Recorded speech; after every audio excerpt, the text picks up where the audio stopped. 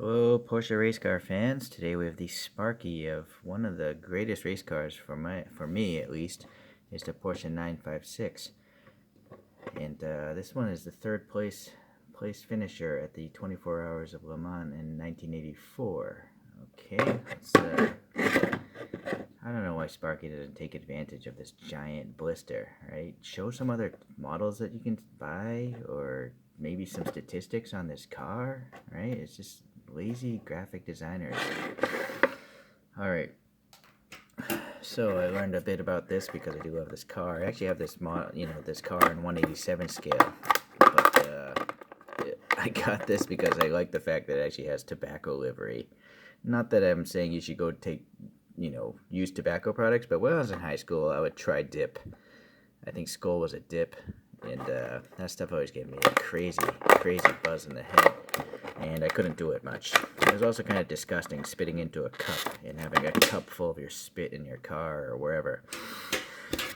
Okay, well, what did I learn about the actual car now?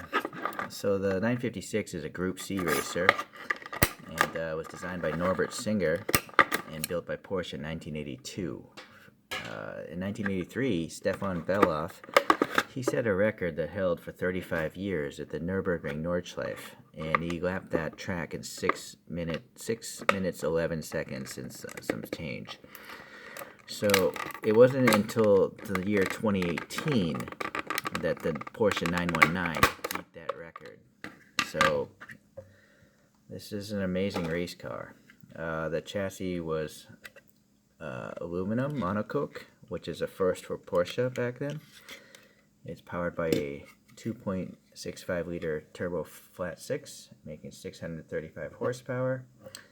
It was the first use of the dual clutch transmission by Porsche, and it was a 5-speed.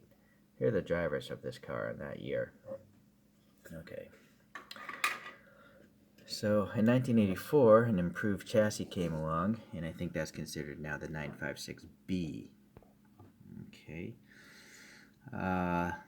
Of which 28 were built in total between the A and the B. I don't know what the split is, though, but only 28 956s of whatever nature were built, so they're pretty rare race cars. The ground effects of this car were 3 times as powerful as the older Porsche 917, which is another very historic race car. And so this 956 won the 24 Hours of Le Mans in 1982, 83, 84, and 85.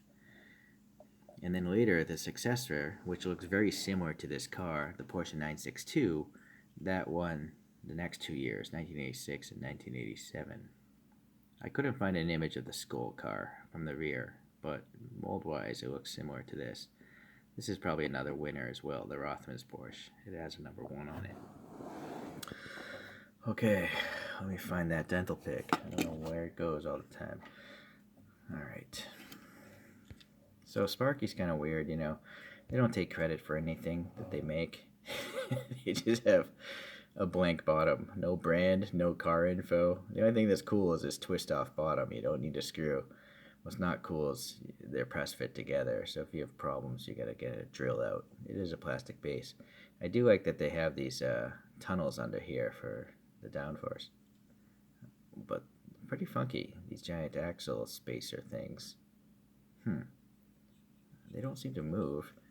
In fact, this nothing moves, barely. The front roll's fine, but the rear is too much friction. It's scraping the body or something like that. Yeah. Okay, so the rear wheel here looks very nice. I wish the gold was painted a little better though, but mold-wise it's pretty nice. I mean, for a mesh wheel, it's good. I wonder if it's even hollow. Let me get the flashlight. Let's look at the rear one. No light's getting through. But it looks three-dimensional, But unfortunately the gold just isn't spreading out far enough. I do like the tires, they're very rounded and bulging. So it looks like there's air in there. And the front wheel has a aero disc on it. So it's also a totally different molding. It's got the perimeter ducts there to suck air into the brakes. It's got the center knockoff. Yeah. Okay, so sadly Sparky uses decals, so you can see here the wrinkliness of the decal. you know, between all the graphics, especially like right there. Um, yeah, and that covers this panel gap with air. There's air behind there, so that's not so good. I think these might be exhaust pipe outlets, maybe. And this little vent here is painted black, so that's nice. Okay, there's a bump here. That should be a reflector, so there's no orange paint there, sadly. There should be. Okay, let's go to the front. We have some ducting here for the brakes. There's a little bit of depth, just bottoming out against the plastic belly pan. There should be a tow hook here, but Sparkies aren't super expensive models, so it's just a recess for it. The Porsche badge is part of this decal here. And then, you know, there's a plastic lens here. But you see, I think this decal is covering it because you can see this wrinkliness. Or is that underneath? Maybe that's underneath. Where is that? Yeah, I see. Never mind. I'm looking at the wrinkliness of this sponsorship, and that sponsorship is on the black surface that's horizontal down here. It is nice that the headlights have silver paint and they're, you know, they're behind the lens. See, the decal is just covering up this air recess. It's not kind of weak. Alright. Skoal Bandit. Newsweek. Is Newsweek still around? At least in a website or something? That was a newspaper. Okay, oh, that's an issue. I think that might be a casting blemish. A little extra metal there. Maybe there as well. Or a paint contaminant, maybe. Alright, the windshield's got molded in wiper blades, painted black, looks good.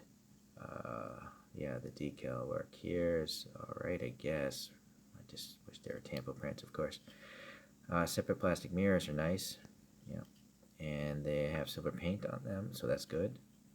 These ducts here should have radiators. Yeah, you can see some radiator grooving in there. So cool.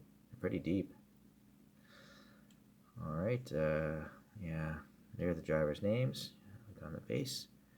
There's actually an opening here for the sliding window. Yeah, I don't know if it's a sliding window, but there's a vent there, or some opening. And then this vent actually goes down a little bit, and it looks like there's black paint there. So that's nice. Or maybe it's even open. I can't tell. Alright, so the rear vents now. This seems to be a separate piece right here. I don't know if it's painted white. I don't know if it's part of the base or not. But, you know, there's actually depth going behind it. But this side is blanked off. Okay, these NACA ducts also are going down a pretty good amount. I think these are real NACA ducts, watch. Nope, I'm wrong. That one's blanked off. But this one, nope, I'm wrong again. Well, alright, so I think all these are blanked off, but in my camera screen they look real. So that's a good job. Very good job. Alright, fooled me. Skoal. Sadly, the wrinkliness, not so great. A little paint overrun there, but it's not too bad. Going around to the back. Yeah, we got does match the photograph pretty well. Yeah, tiny little taillights there. Maybe that one's a reflector. They actually have the different color for the turn signal. And yeah, so there's no exhaust pipe back here, so I'm guessing those are coming out the side. They must, I'm sure one's an exhaust, one might be for the turbo or something.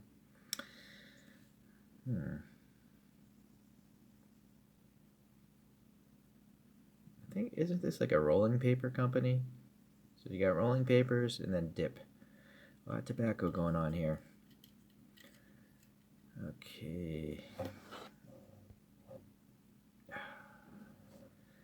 Well, alright.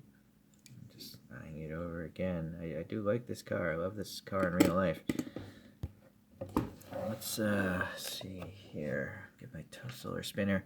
I don't have many Porsche race cars here in my collection, so until I get back to Asia. But I do have the other Sparky of the previous 917K. That's a 24-hour of Le Mans winner as well. So you can see a little bit of the growth in size. You know, the rules changed, and you know, they take advantage of it. So it's much longer, more downforce.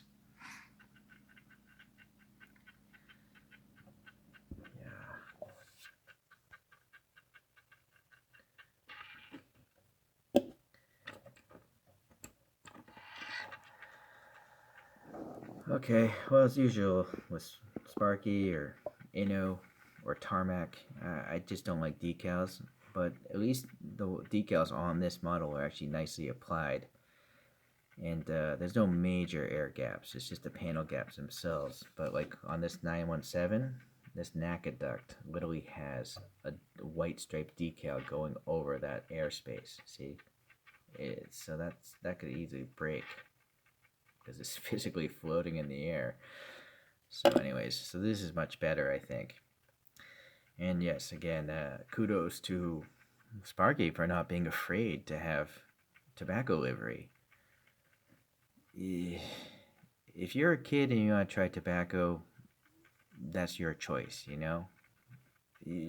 Parents shouldn't have companies censor. I don't know, that's a tough call, right? It just seems weird that a lot of parents expect teachers to teach their children and companies to protect their children. Parents should parent their children, right? My parents parented me, and I'm not in jail, so that's good. But I did try tobacco. Anyways, that's a random topic.